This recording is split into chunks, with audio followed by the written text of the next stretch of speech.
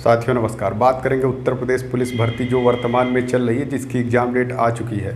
बस आपको एग्ज़ाम देने जाना है और अपना स्कोर इतना ज़्यादा कर लेना है कि आपको फाइनल तक पहुंचा दे। ये नहीं है कि डीबी में नाम आ गया उसके बाद कोई मतलब नहीं है, फाइनल में बाहर हो गए, तो ऐसी मेहनत का क्या मतलब है। इससे अच्छा है कि आपको उतना स्कोर करना है कि आप फाइनल तक जाएं। तो फाइनल तक जाने के लिए आपका कितना स्कोर होना चाहिए, 10 शिफ्टों में एग्ज़ाम है, नॉर्मलाइजेशन किस तरीके से होगा और आपको क्या स्कोर करना चाहिए। जैसे फरवरी में जो एग्ज़ाम हुआ था उस हिसाब से अगर पेपर आता है तो कितना स्कोर होना चाहिए, और अगर पिछले हिसाब से आता है, जैसा कि आपने देखा होगा 41,000 49,000 जेल वार्डर फायरमैन यही भर्तियाँ हुई, अगर उस हिसाब से आता है तो कितना स्कोर होना चाहिए। यानी आप सेफ़ स्कोर मान सकते हैं इसका कि अगर आप इतना कर जाते हैं तो आप सेफ़ स्कोर बिल्कुल ये मान के चलें कि आप बिल्कुल सेफ़ हैं, किसी प्रकार कोई दिक्कत नहीं होगी। ये हम जो फरवरी में एग्ज़ाम हुआ था उसको देखकर बात करेंगे कि आपको कैसे क्या करना है, कितना स्कोर आप कर सकते हैं और कैसा पेपर था। देखिएगा, जो फरवरी में एग्ज़ाम हुआ था तो उसका लेवल एक बेहतरीन लेवल था, मतलब कोई दिक्कत वाली बात नहीं थी। अगर वो रद्द ना होता या फिर जिसमें धांधली ना हुई होती तो हमें लग रहा है कि जो 100 ले आया था उसमें 100 क्वेश्चन मतलब आराम से ये फाइनल तक चले जाते। इसमें किसी प्रकार की कोई दिक्कत नहीं थी, 100 क्वेश्चन वाला ये फाइनल आराम से कर जाता। तो लेकिन दिक्कत अब ये हो गई कि अब उसमें धांधली हो गई, तो अब निश्चित ही बात है कि अब दोबारा री एग्ज़ाम हो रहा है।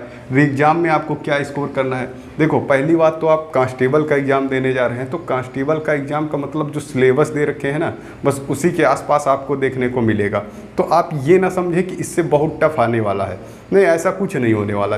ठीक है, जो एग्ज़ाम अभी कराया गया था फरवरी में, उसी बेस पर आपका एग्ज़ाम जो है रहेगा। तो उसमें कोई दिक्कत वाली बात नहीं है कि इससे बहुत ज़्यादा टफ हो जाएगा। एसआई लेवल तो नहीं पूछ सकते ना, देखो कांस्टेबल का एग्ज़ाम है, कांस्टेबल लेवल ही रहेगा। तो आप ये मान लो कि अगर फरवरी के जैसा एग्ज़ाम आता है तो आप हिंदी में क्या 37 में 30 नहीं कर पाओगे। 37 में 30, मात्र 30 की बात कर रहे हैं हम, इससे ऊपर की बातें नहीं कर रहे हैं। अगर जो लोग पढ़ रखे हैं अच्छे से तो छोड़ो, अगर आप लोग ठीक ठाक पढ़ रखे हैं तब भी आप 30 कर जाओगे हिंदी में। ठीक, उसके बाद बात करें जीके जीएस प्लस करंट के लिए हमने बताया ही कि आपको लास्ट 6 मंथ के लिए तैयार कर लेना है, कोई दिक्कत नहीं आएगी। देखो, जीके जीएस में बात करें तो 38 में आप 25 तो कर सकते हैं ना, 25 तो कर सकते हैं, इतना तो आप कर सकते हैं, इतना कम से कम बता रहे हैं। और कैसे कर सकते हैं, आपको क्या करना है, जीके जीएस अपना पढ़ लेना है, उसके बाद करंट पर अगर आप फोकस कर जाते हैं, बाकी यूपी स्पेशल पढ़ लेना है, इतने आराम से आ जाएंगे। मतलब इसमें कोई दिक्कत वाली बात है ही नहीं।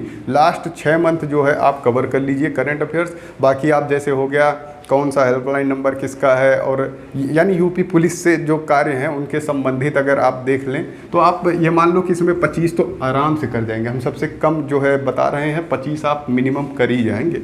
बात करें मैथ की, मैथ चलो मान लिया बहुत से लोगों को नहीं आता है, लेकिन क्या आप इतने दिन से मैथ बिल्कुल नहीं पढ़े हैं, पढ़ाई तो होंगी। तो अगर आप पढ़े हैं तो इसमें 12 या 13 तो कर जाएंगे, 12 कर सकते हैं ना, 18 19 आते हैं क्वेश्चन, तो इसमें 12 तो कर सकते हैं। चलो मान लिया इसमें 6 क्वेश्चन या 7 क्वेश्चन आपको नहीं भी आए, कोई बात नहीं। अब बात करें रीजनिंग की, तो रीजनिंग में आपको पता ही है कि रीजनिंग में अभिरुचि आती है, तो इसमें क्या हो जाता है, जैसे क्वेश्चन की संख्या बढ़ जाती है, 56 से 57 देखा जाए तो दोनों मिला के हो जाते हैं, और कम से कम आप 45 तक तो जा सकते हैं। इतना आप जोड़ लीजिए, कितना हो गया, 2 और ये 4 3 7 2 9 10, 112 क्वेश्चन हो गए यार। इतने में ही 112 क्वेश्चन हो गए। जब इतने में 112 क्वेश्चन हो गए तो 112 तो बहुत होते हैं। 112 का मतलब हो गया 224 नंबर। 224 नंबर का मतलब है ना, ऐसे पेपर में 224 नंबर ले आना एक बड़ी बात है। ठीक है, ये सिलेक्शन मतलब 100% सिलेक्शन इसमें लिखा है, इसमें कोई दिक्कत वाली बात नहीं। ये हमने मिनिमम बताया, अगर आप इससे बेहतर कर जाते हैं तब तो बहुत ही अच्छी बात है, तब तो किसी प्रकार की कोई दिक्कत नहीं है। अब बात करें कि जो शिफ्ट में नॉर्मलाइजेशन होना है, तो देखिएगा ऐसा नहीं है कि पहले जिनका एग्ज़ाम हो जाएगा उनको बहुत ज़्यादा नॉर्मलाइजेशन मिल जाएगा। ऐसा यूपी पुलिस में होता तो है, पर अभी बात ये होगी ना कि किस शिफ्ट में हार्ड जो है क्वेश्चन पेपर रहा, कैसे क्या रहा, किस में स्कोर ज़्यादा रहा, वो सब बातें बाद की बातें हैं। लेकिन अभी नॉर्मलाइजेशन को लेकर परेशान ना होना कि जिसका पहले पड़ गया उसको ज़्यादा मिल जाएगा, जिसका बाद में एग्जाम पड़ता है उसको नॉर्मलाइजेशन में फ़ायदा नहीं मिलेगा, ऐसा बिल्कुल नहीं होने वाला। ठीक है, हाँ थोड़ा ये हो जाता है ना कि जिसका एग्ज़ाम पहले हो गया और जिसका बाद में है, तो बाद वाले क्या करते हैं, उनका उसी बेस पे तैयारी कर लेते हैं, तो उनके 3-4 नंबर इधर कवर हो जाते हैं। 3-4 जो है क्वेश्चन लगभग आपने इधर कवर कर लिए, तो 4 क्वेश्चन का मतलब 8 क्वेश्चन 8 नंबर, 4 क्वेश्चन का मतलब 8 नंबर आपने इधर से बढ़ा लिए। जब 8 नंबर आपने बढ़ा लिए, अगर आपको नॉर्मलाइजेशन नहीं भी मिला तो क्या दिक्कत है, आपके स्कोर तो ऑलरेडी बढ़ चुका है ना, इसलिए थोड़ा सा इनको फ़ायदा हो जाता है जिनका पहले एग्जाम होता है। बाकी कोई दिक्कत वाली बात नहीं, हमने बता ही दिया है। सेफ स्कोर आप इतना,